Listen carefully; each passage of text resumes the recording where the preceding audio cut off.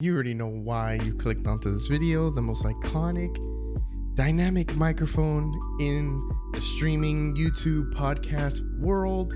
It is right in front of me right here. Do you see it?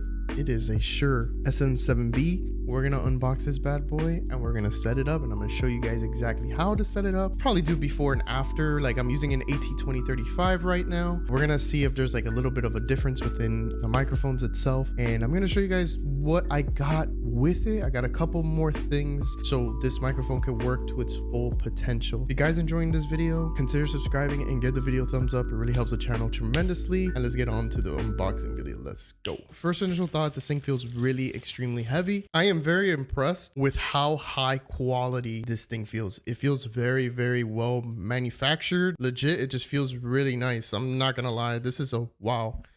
Compared to the AT2035, this is a little baby brother. This is a big boy, dude. Oh my God. Got a cloud lifter, which is supposed to give you a little bit more gain and boost, like 20 dB or 15 dB. It gives you just a cleaner sound, no hissing in the background, and I wouldn't have to crank my Focusrite all the way up. This is gonna help a lot with that. I had to get a little small XLR cable, like a 1-foot one, and also an extender. It doesn't reach, and it's really hard to move your microphone, so I had to get this extender so I could put it here, so it can all like fit nicely and snug and perfect. We're gonna start setting this up and see how it works.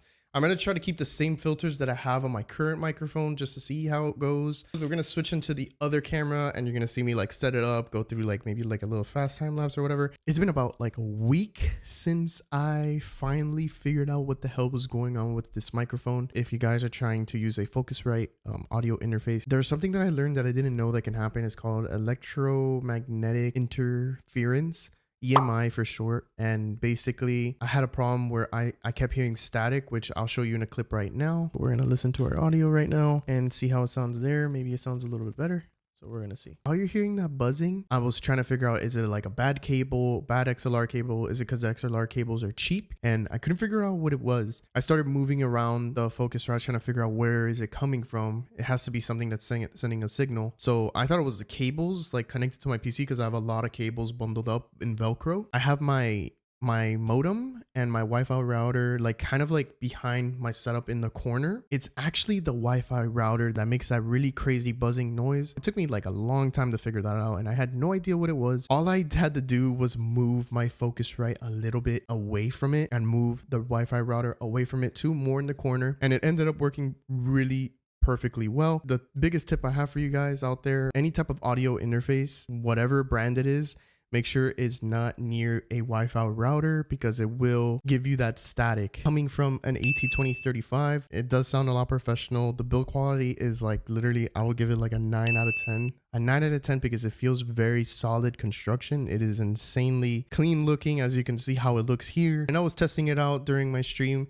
on Twitch. I wanted to see how it sounded while I was streaming, and a lot of people were giving me good compliments and stuff. It is working really well. I do have the cloud lifter connected to the Focusrite right now. Currently have this at 50%. At 50% is the perfect volume because if I put it too high, like maybe if I put it at 75, it starts kind of almost clipping, and if I go all the way, you know, it sounds horrible. I personally like to leave it at 50%. I think it sounds good. A little bit lower is a little too low. This does need a lot of power. The cloud lifter will help you with that. If you decide to get this set up, you need to buy a cloud lifter. If you do not buy the cloud lifter, you have to max your Focusrite. Even at that, it still sounds low and it sounds horrible. If you're gonna make the investment, but you can't afford a really expensive audio interface, I would suggest getting the cloud lifter. It will help you a lot in the future, especially if you're really serious about your microphone setup.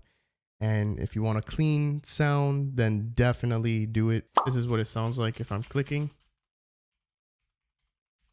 So this is what it sounds like with the Shure SM7B clicking. Probably sounds pretty little low, but not that low maybe. I don't know. We're gonna have to see. 1 foot away from the microphone, 3 feet from the microphone, 6 feet away from the microphone.